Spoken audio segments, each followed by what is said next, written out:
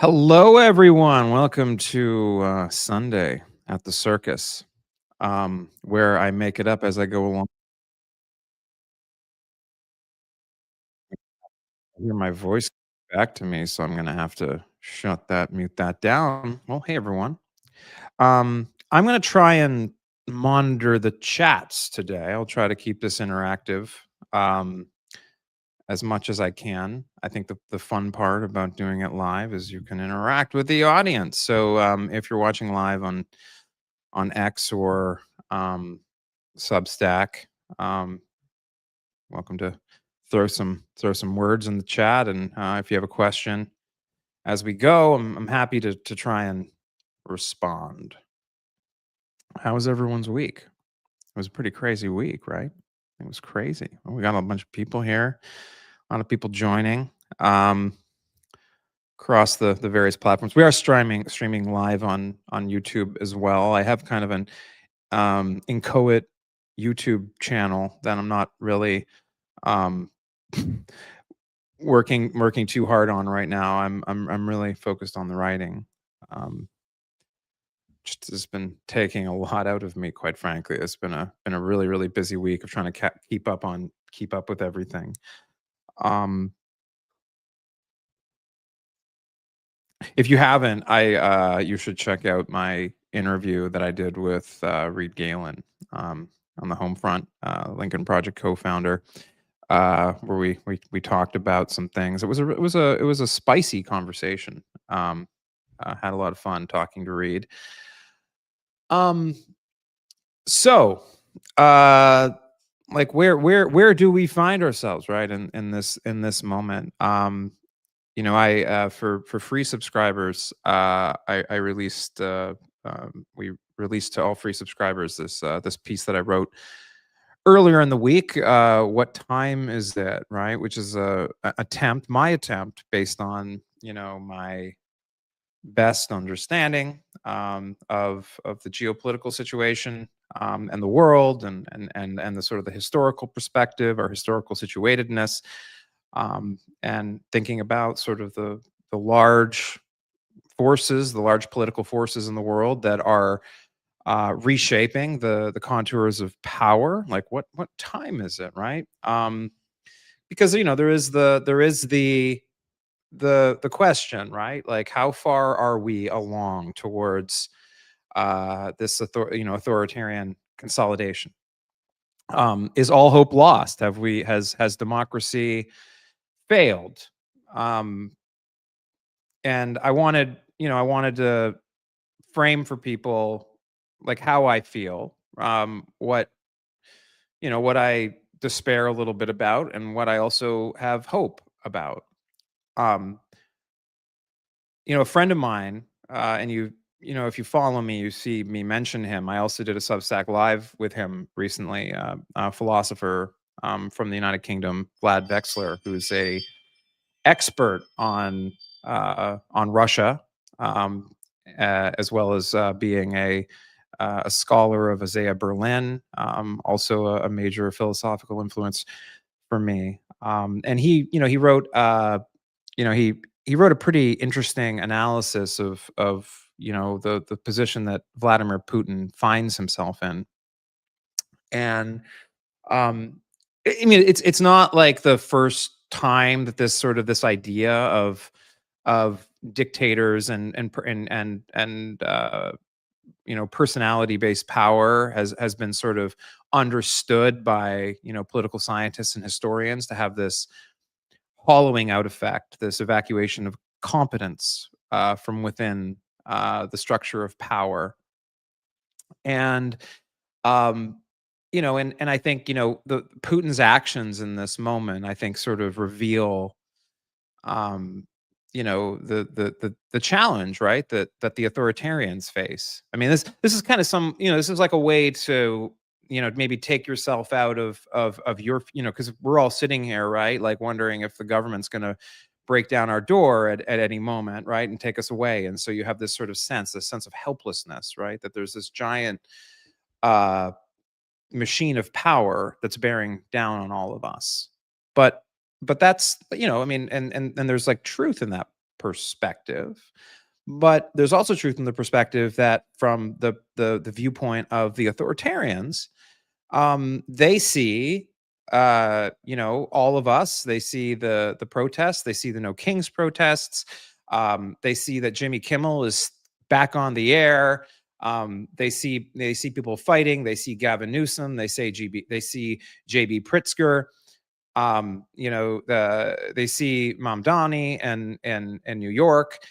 They're seeing this upswell. They're seeing this anger rise up against them. They're seeing defections within their own ranks. In the case of Georgia Congresswoman, why is she's brains drawing a blank? Uh, Anyways, it'll come back to me. But we're seeing fractures, right? You're seeing, Rand Paul made an allusion to there being, Marjorie Taylor Greene just came back to me. You have you have Rand Paul saying there's up to 20 Republican senators who are getting really, really like nervous about Trump. He made that statement in the last 24 hours. So look, there's resistance is building. That part's true, right? And that can give us some hope. There's momentum on our side, right? I think that there was this moment, right, with the very tragic assassination of Charlie Kirk, and it was tragic, right? We don't ever want political violence in a democracy because it removes the possibility of democracy when political opponents kill each other. And so, you know, we condemn this. We condemn political violence in all cases. But I think there was maybe a sense, a moment where people kind of felt like, this was the Reichstag fire moment. This was the moment that authoritarian consolidation was going to complete itself. And I think maybe about a month removed from those tragic events in Utah, we can take a little perspective here and look at like what's happening in the world, both in the United States and around the world. And there's a lot of power centers in the world that are, testing boundaries on both sides. On the pro-democracy side, we see this happening in Hungary with the anti-Orban opposition, anti-Putin, anti-Orban opposition was on the streets of in Hungary, uh, in Budapest, showing the strength of the democratic opposition there.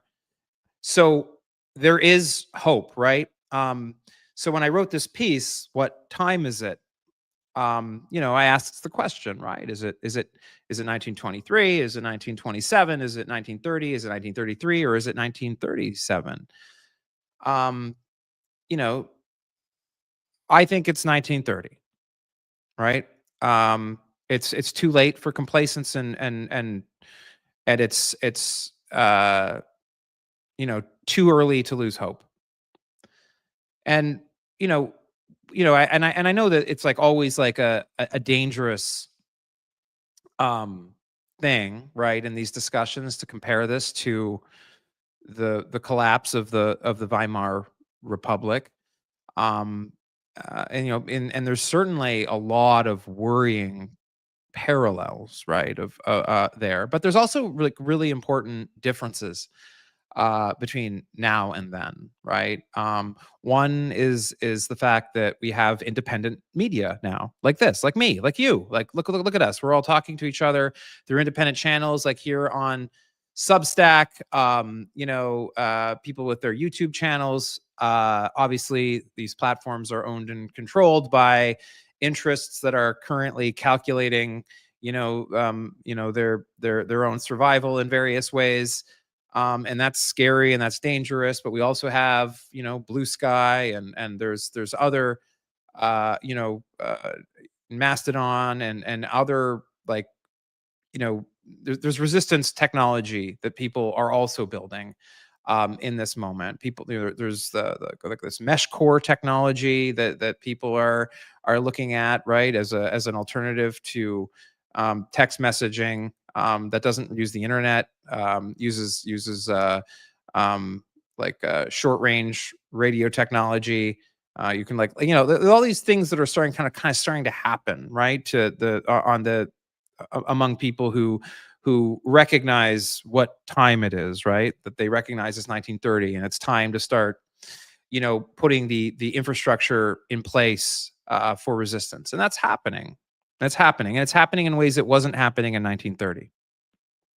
Because the difference between 1930 and 2025 is that we actually have 1930 as a example. And we have people like Timothy Snyder and Heather Cox Richardson and really, really smart historians and people who are experts in authoritarianism that are in our public conversation, that are helping us learn about that history and give us that historical perspective. In 1930, the German people didn't have that advantage. We have that advantage. So that's a major difference, right? In terms of thinking about how this will play out, right? So we have a historically grounded understanding in, like, what this could all represent, what it could all mean, what could happen if we do nothing. But we also, with all that information, right, we also have the possibility, right? The possibility of resistance, the possibility of democratic renewal. So you have to hold these two thoughts in your head together. It's very important. Um, and and recognize, right, that fundamentally that um and people will say this is sappy, and a lot of people will, like, roll their eyes. I genuinely believe this, right, that that civilization is or the liberal project, at least in my case. And so I'm going to be defend my position here, like, philosophically and morally, that liberalism, like small L liberalism, which is the idea, right, this radical idea, right, of that, you know all of us, like, have equal right, to pursue our own ends with dignity, peacefully, and that we should build institutions that mediate power in a way that none of us can wield it against each other unaccountably. And this liberal democratic project, which I believe is the most important political invention of human history, is being challenged. But it's a project of love. It's a project of love. Um, I believe in liberal democracy because I love humanity. Um, I believe in this republic, this liberal democratic republic, because I love this country. Um, and and while it's certainly true that our institutions are damaged, that they have problems, they haven't, like, necessarily lived up to their potential, that Madison's vision of ambition, checking ambition, has been negated by by the factionalism that Washington warned against in his farewell speech. This is all true. The possibility of renewal remains.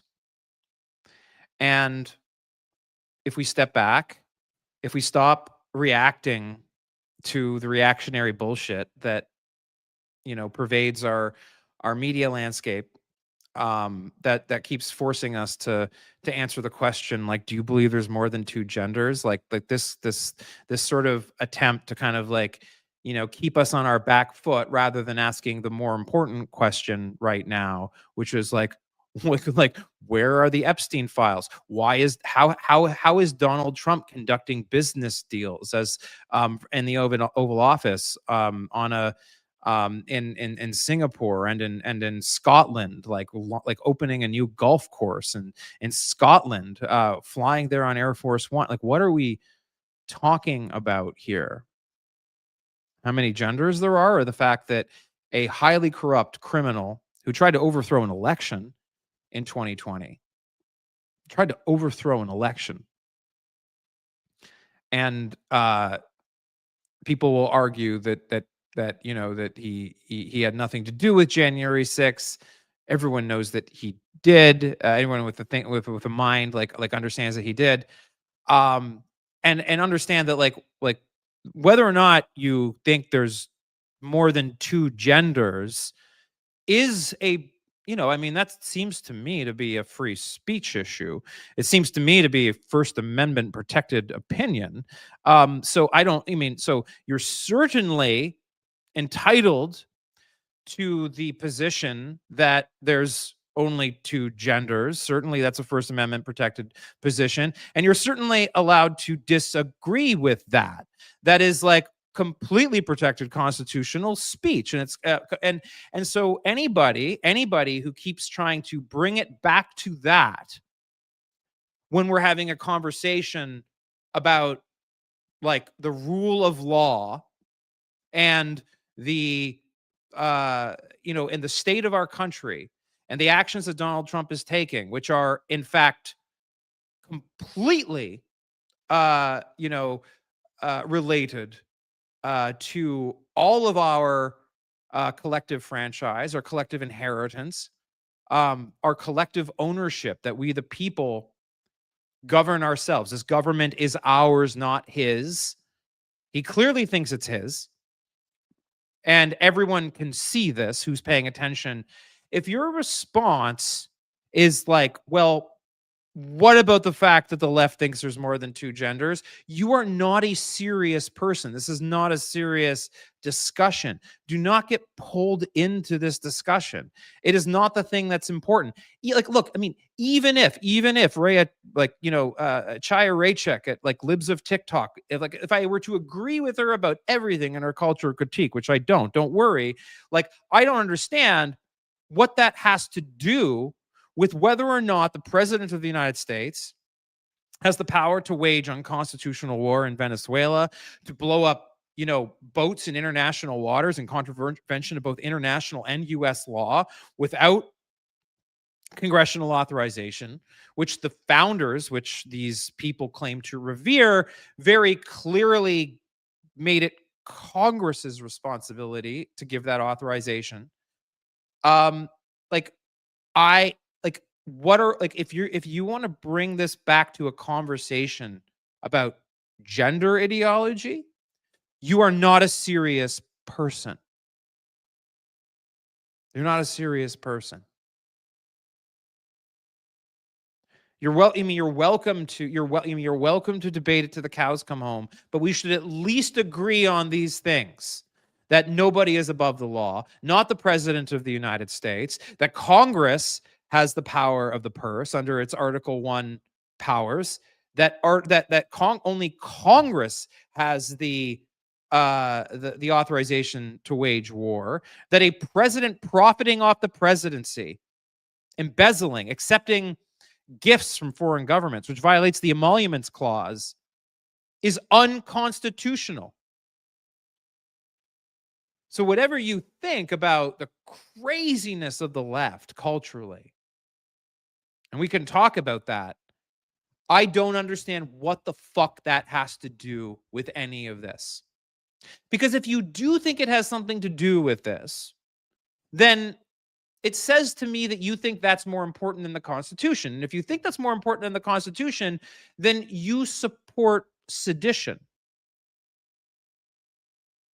That's sedition against the United States of America. Maybe not legally. I mean, obviously, the legal distinction, but I at least say that, as a moral charge. That if you think that allowing this man to usurp the rule of law, usurp Congress, usurp the courts, and you think that's justified because the cause is crushing this leftist culture that you hate so much. I mean, well, you've really revealed like who you are, right? You're no different than the Confederate states that launched the Civil War in the mid 19th century in this country. You're no different. I mean, you're them. You're the neo Confederates. Congratulations. They revolted against the Constitution too. That's what you're doing. And quite frankly, um, I hate you for it. I mean, I do. Like, I mean, I hate you for it. I mean, everyone's redeemable, right? And I welcome people changing their minds on this, but I hate you for that. I hate that you've turned your cultural resentments into justification for you know like constitutional destruction, and that is what's happening. Our republic is very much burning right now. That's how I feel. Anyways, why don't I look at the chat and see if there's anything worth responding to here? Wow, there's people been chatting quite a bit here. Um,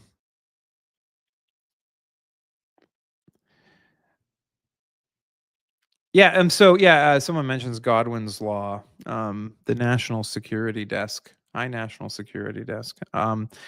Godwin has apologized for Godwin's law because it permits people to underestimate Trump, which he sees as on the same level as Hitler. I mean, Godwin didn't actually make the point that you automatically lose the argument if you bring up a comparison to Hitler. He only suggested that his law, right, states that, and he has argued that people abuse it, right, to shut down legitimate conversation. It just basically says that the longer an argument goes on, the likelihood that Hitler will be invoked approaches one. Which is, I mean, it's kind of a funny, it's a funny, thing that kind of came out of like early internet forum culture, like Usenet groups. Um, but sure, right? If a conversation goes on infinitely, probably everything will come up, right? So it's just a funny observation that's been um, bastardized by people who, particularly on the right, who want to shut down conversations. What else?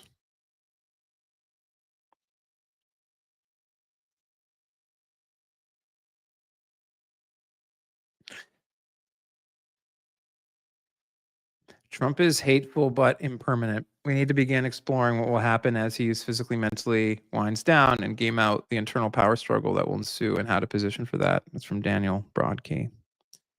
Um, I mean, he's in serious decline right now, right? I mean, his capacities are diminished. Like I would argue that he's kind of like decompensating in front of us right now.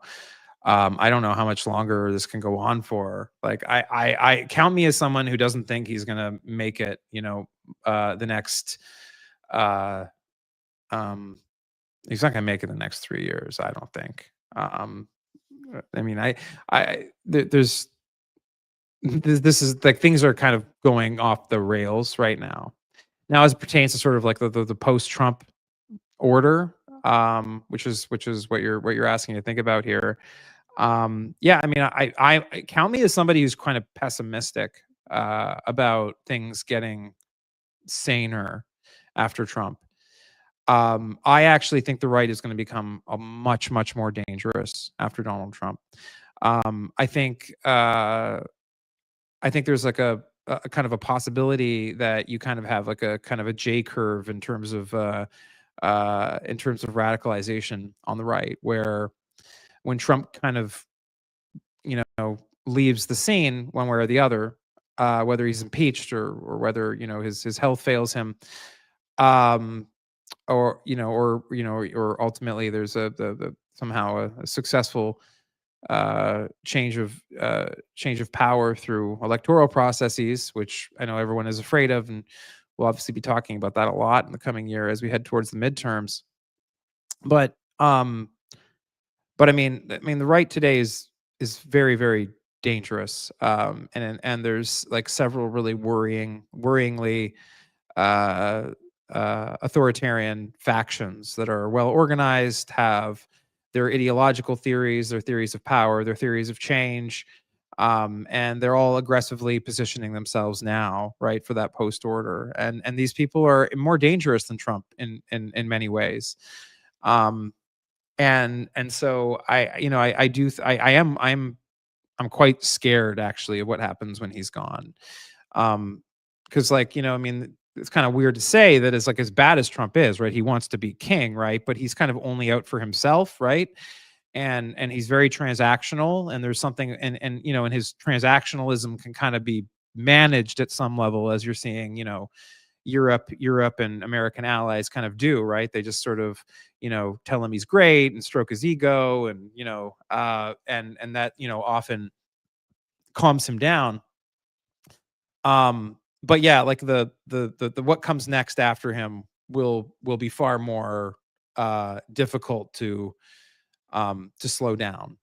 Um, and somebody like, you know, I don't. I mean, JD Vance is like obviously. I think he's more dangerous than Donald Trump, um, and has very openly said he wants to overthrow the Constitution. I mean, he said that right in his interview with James Pogue in Vanity Fair in 2022. Something that like I don't, the media doesn't ever point that out for reasons I don't understand. It's quite an alarming thing for anybody who um, you know, uh, you know, occupies the residence at the Naval Observatory to have said, especially, a short 3 years ago. That's not that long ago, um, and his statements and his actions since have not exactly caused me to update my Bayesian weights on the concern that JD Vance is in fact a seditious figure. If anything, I feel more strongly in that assessment than I did before.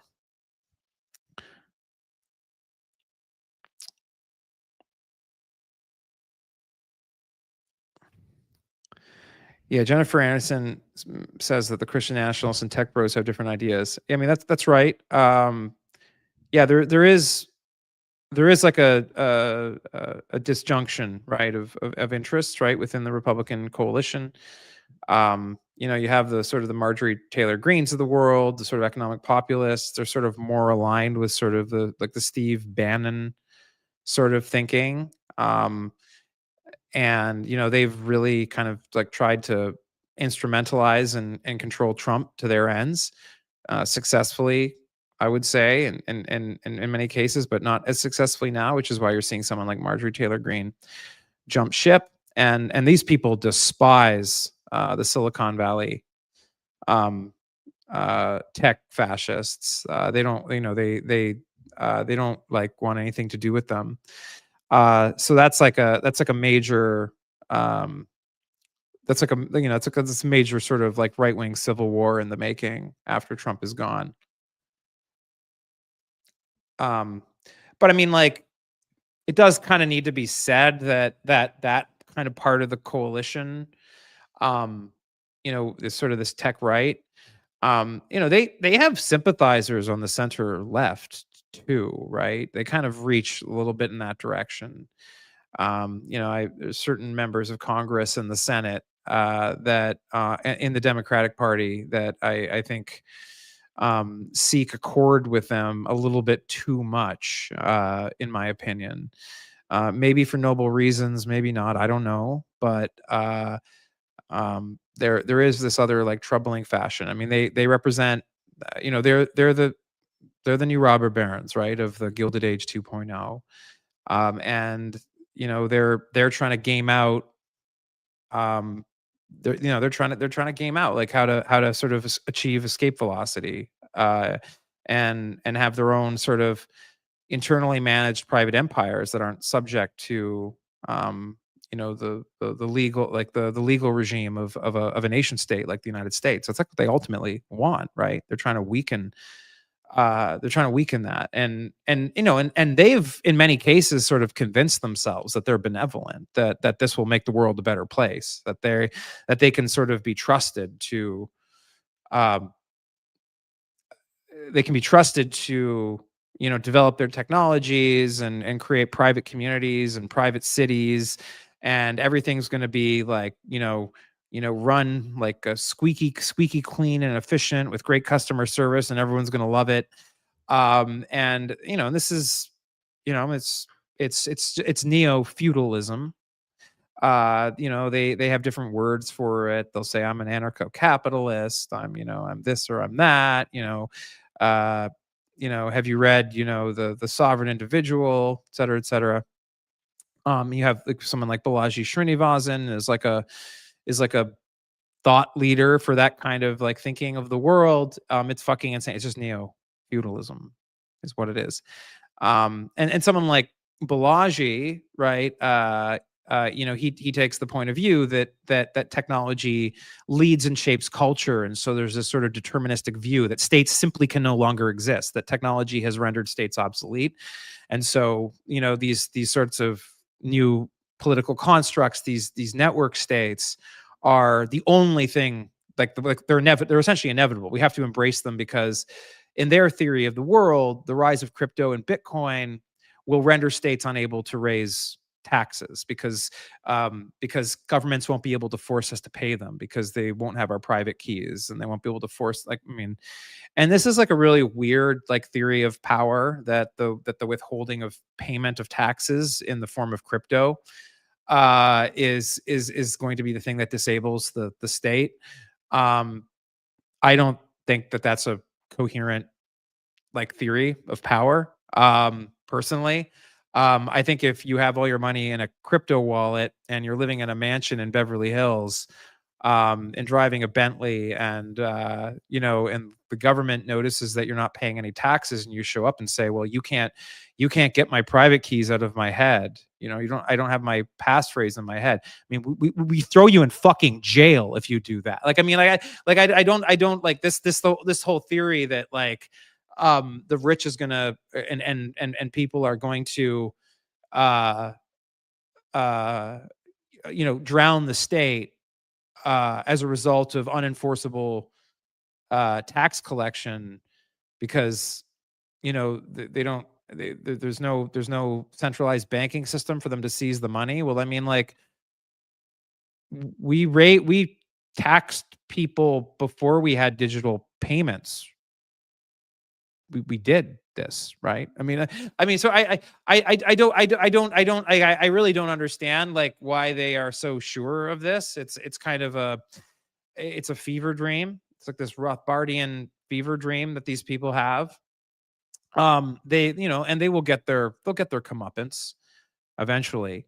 This will all come crashing down, all of it, because it's built on contradictions. It's built on, uh, poorly thought out understanding of how political power works, a poor understanding of human nature, um, the nature of politics, and honestly, like a full just accounting of the world, right? Of the fact that we are physical beings, embodied beings living in physical space. Our food comes from food comes from physical space. Our housing exists in physical space. We operate in physical space. We are, in fact, not digital light beings traveling the fiber optic cables of the internet. That is not who we are. And to think that what's going to happen is digital space will be where everything happens, and we just have police in the real world to enforce the online rules, which I think is like how they kind of think this all goes, because like they're they're weird fucking autists that live through their screens and are antisocial narcissists, that that have a very sort of cynical view of like humanity.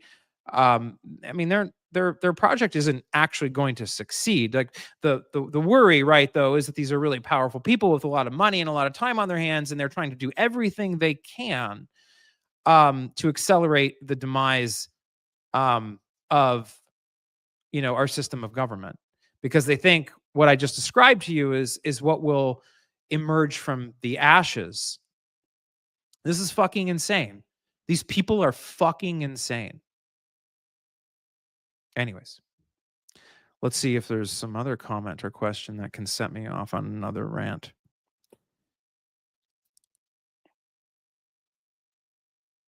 Um,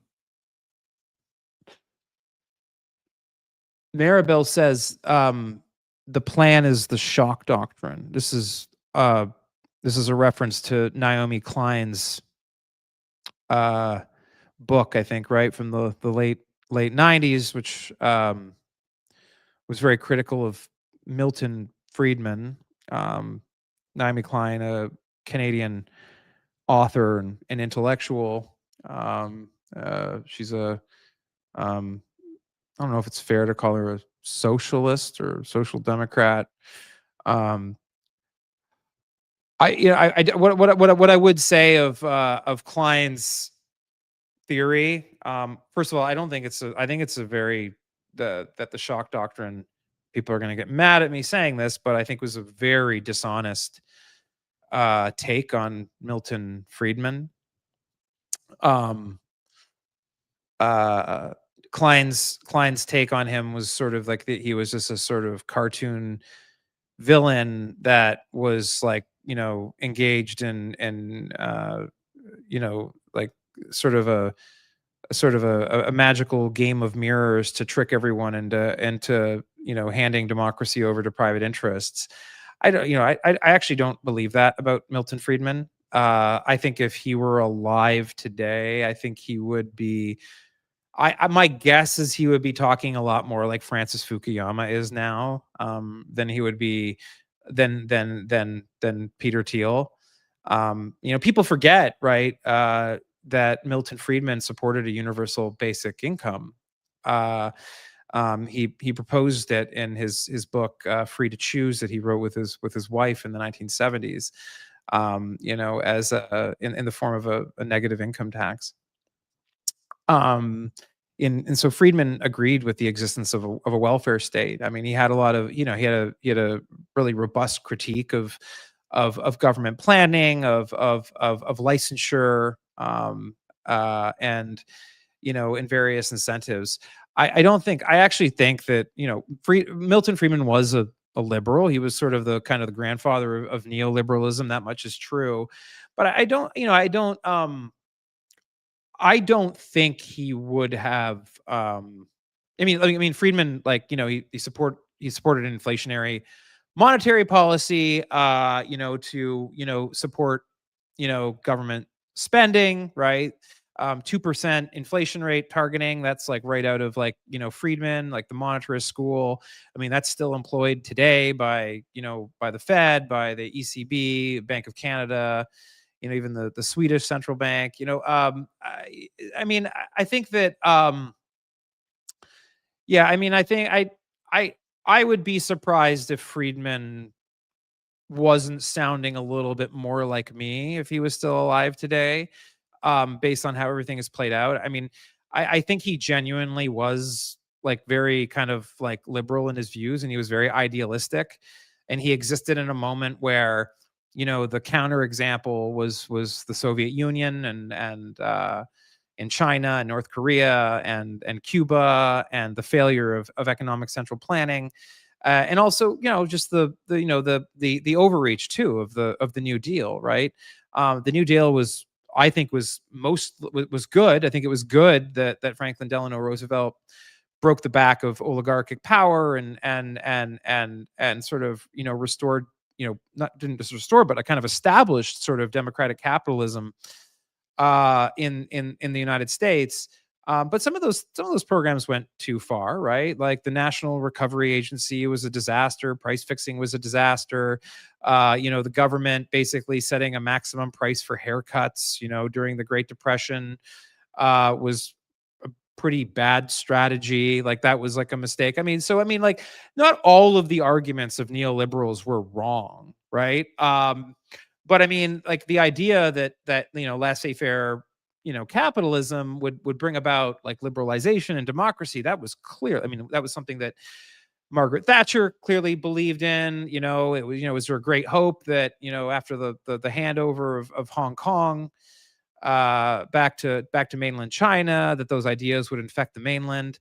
And they, a lot of the neoliberals like just truly believed that, right? And they were wrong. They were wrong about that. And neoliberal thinkers like Fukuyama today admit that. They admit that they were wrong, right? Um, so yeah, neoliberalism failed. But I don't agree that like all of the neoliberal thinkers themselves were like literally these fucking villains that like wanted all this to happen. Um, I just want to be clear about that. Um, okay. Um,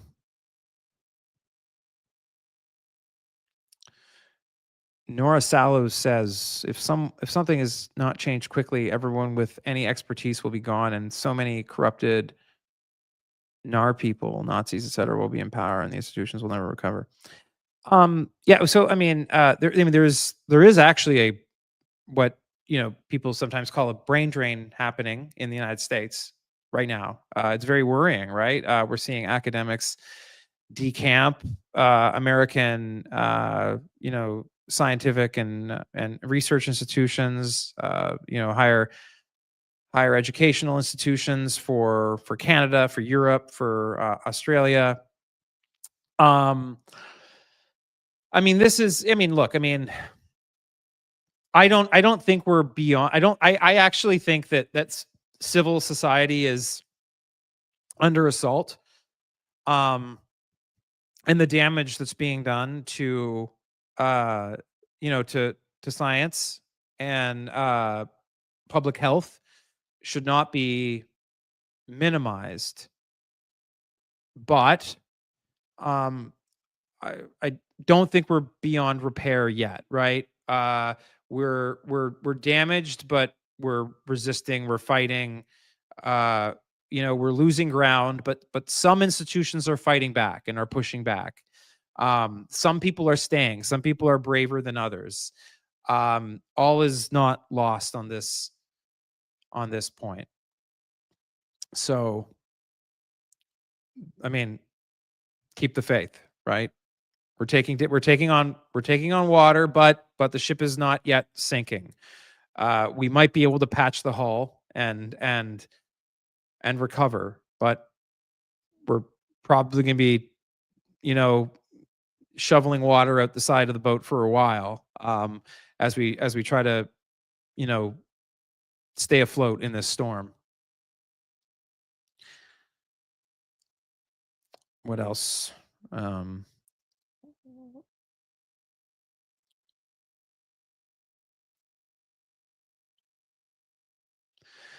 Arlene Mock says, "My father's entire family was murdered by Stalin, and my dad was in um, DP camp for years as a boy. What is happening now is the beginning of what happened in Russia between 1930 and 1944." Yeah, this archipelago of detention camps that are being constructed across the country with ICE, which is um, it's implicating legal immigrants and U.S. citizens on an almost daily basis is very scary. The fact that ICE is acting without regard to our constitutionally protected due process rights. Uh, we have due process rights in the Fourth and Fifth Amendment of the Bill of Rights. ICE is operating in a legal regime that, if you ask me, is a complete aberration of constitutional law. They're using what are called administrative warrants, engaging in administrative arrests, and putting people in administrative detention.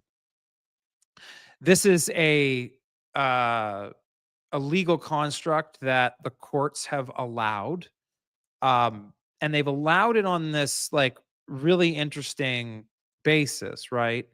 That because immigration infractions are not criminal, they're not actually they're not felony infractions. They are civil infractions, like a parking ticket, right? Or a littering ticket, or something like that, right? Um, and those kinds of infractions are don't require, typically, like, you don't have a right to a jury by trial. I mean, sorry, a trial by jury if you get a parking ticket, right? Because basically, what the constitutional jurisprudence says is that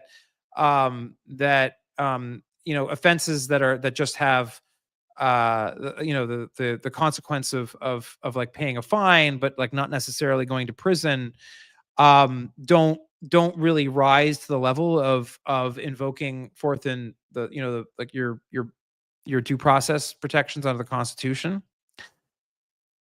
For good, there's like, that's kind of always been the case. Now, when it pertains to sort of immigration, one of the things that has happened, right, is we have this statute, right, the Immigration and Nationality Act, and it doesn't actually make immigration violations criminal for this reason, right? Because if like unlawful presence in the United States were a crime, then that would implicate your right to an actual trial before an Article 3 court. And so one of the things that Congress has done, right, to make the enforcement of immigration law expeditious, is they've limited it to civil offenses. So you can be fined and you can be removed from the country, right? Without with minimal due process through administrative courts that are run by the Department of Justice. And that's kind of just always been the case. But what we're seeing with ICE is really an expansion of this concept, right, into this idea of like administrative arrests, right, where being detained because the thing that they're detaining you for isn't a felony. It's being treated as something that doesn't implicate these due process rights. But this is clearly like this is the legal rationale that the administration has sort of like walked into, and I think that's unconstitutional. I think the Supreme Court needs to, although I don't think this court will, say that that you absolutely, like, if you're being detained, like, you have like a right to the like your habeas corpus right is intact, and also that if you're going to arrest somebody, that you have to have probable cause to do so, that and that walking down the street and is not sufficient, the color of your skin is not sufficient. I mean, they are still arresting and detaining people who present valid US passports, and claiming that they need to spend 3 or 4 hours verifying that it's a valid passport. That is like this idea that we can be required to check our papers while walking on the streets. This has been considered unconstitutional for a very, very long time. I can't remember the actual Supreme Court cases here, but there's several that establish this. But the administration is, and likely this conservative majority court is kind of going to play silly buggery with this here by saying that, like, these are administrative detentions, and so that those principles aren't implicated. This is very fucking dangerous. And it's a result of this conservative judicial revolution that's been built up, right, by the Federalist Society. I have friends that will defend the Federalist Society. Um, um, I think that the Federalist Society is just interpreting law in a way that serves oligarchic interests. I mean, I didn't used to think that. That's what I think now, right? Anyways, I just guys gave you guys a explainer there on some legal concepts. All right, we have time for some more questions. Let's take a browse through here. Anything else? Do we have just checking over here? Do we have anyone? No? All right. All right. No, none in that chat channel.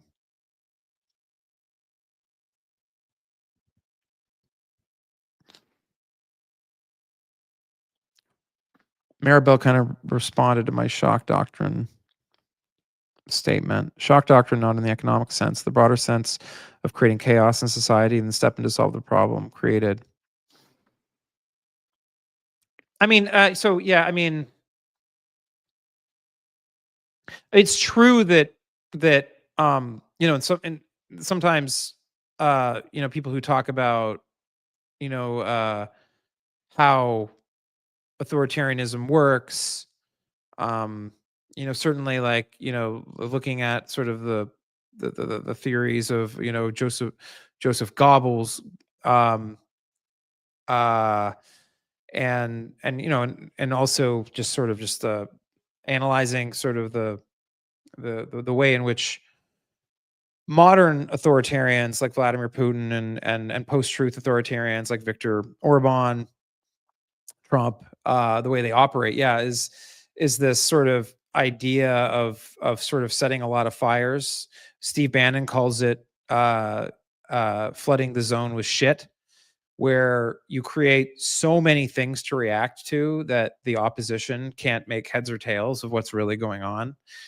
And this sort of like poisons the epistemic environment and removes the capacity for sustained attention on what power is actually doing. And that is certainly like part of the very deliberate strategy. And Steve Bannon is, interestingly, he's very open about the fact that they're using this strategy, and he's proud of it. He's proud. Um, um, Linda Aldrich asks, "What's up with Teal and the Antichrist tour?" Um, Look, I, I s- I spoke about this with Reed on his podcast earlier this week, and I've written about it. I've tried to can't remember the name of the piece that I wrote, but I mean, I don't know. I mean, I don't know for sure what Teal truly believes in his heart, as it pertains to his metaphysical commitments, and his religious views. But but the argument that he's making, to your question, is that what the Antichrist represents in Revelations in the New Testament, um, is a one world government, sort of like the sort of the one global world order, and that he's arguing that the prophecy is an analogy for that. That's what his sort of private seminars are arguing.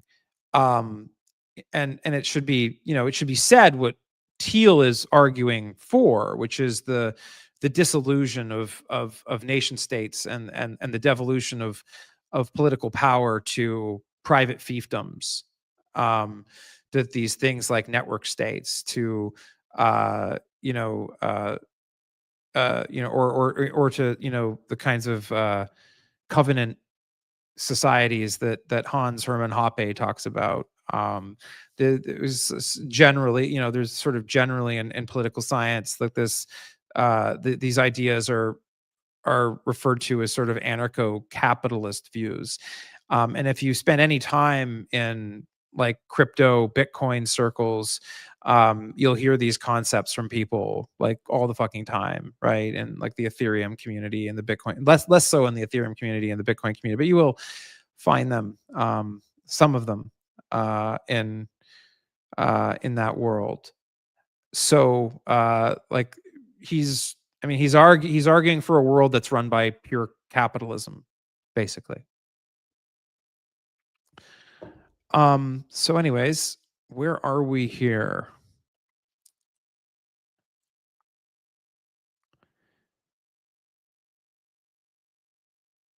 Sassy Cuz. So Sassy Cuz says, my fear is even if we win the midterms, Donald Trump will not accept the result. I mean, that it's clear he's not going to accept the results. The question is like, will Democrats control Congress in spite of his refusal to accept it?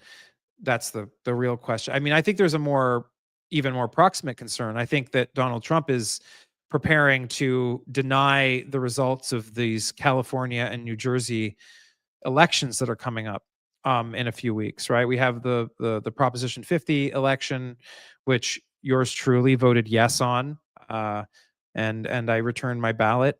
I voted by mail. Take that, Donald Trump. I think uh, preparing now he's sending these election monitors from the DOJ, and I think they're going to try and manufacture controversy and claim that they witnessed irregularities. And this is clearly where I think we're about to see a training run for 2026 in the next few weeks, actually. Um, please, so Josie says, please acknowledge that Russia owns 47 and destroying your country is the end goal. MAGA won't have. I don't think that Putin owns Trump. Actually, if you want my, I actually don't think that Putin and Trump like each other anymore. But I think that they both see each other as like potentially useful. For Trump, it's like a little bit more pathetic. Like he kind of gets narcissistic supply from Putin. Uh, uh, Maybe talk a little bit about that at length. Putin sees Trump for what he is, like a narcissist who's only out for himself. Um, and I actually think that Putin's doing a pretty bad job at manipulating him. Uh, like right now, like if you should read my piece, what time is it, which is now available to all free subscribers, where I kind of talk about this. In fact, I building off of sort of the analysis of Vlad Vexler here. I don't think it's as simple as like that Trump's like working for Putin. That's actually like not the case. Anyways, um,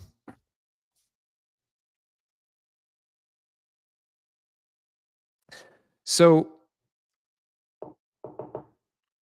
Tim, Timothy McCauley asks, Mike, have you considered running for any office? People are asking me this all the time. People in my life are encouraging me to do so.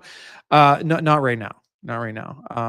I don't think that that's my charge right now. I don't know if I don't know. I don't know that I would make a good politician, like honestly, but maybe one day.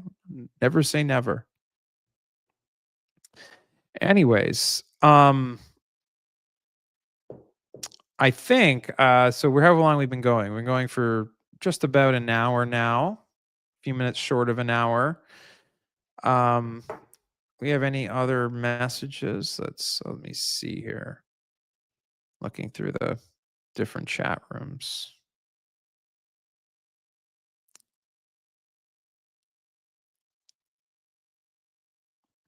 Um, Look, I I don't like. I look. The thing is that I'm looking at a comment here. Someone sort of just suggesting that the 2026 election won't be, this assumption that it won't be free and fair, that it will be stolen. I'm not that cynical right now. There's a lot of good signs that, like, states, at least the important states, like officials in Georgia and stuff like that, and other states are like resisting Trump's attempts to push into their territory. And as Trump becomes like less and less popular, and you're going to have a lot of, like, even among like Republicans at the state level, who start to kind of worry about having their fate tied to Trump.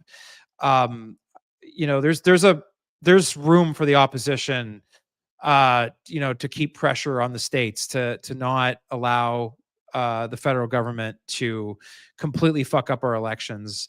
They will try to do things right. They're going to send like ICE to polling stations and deploy the National Guard. They're going to it's going to be wild.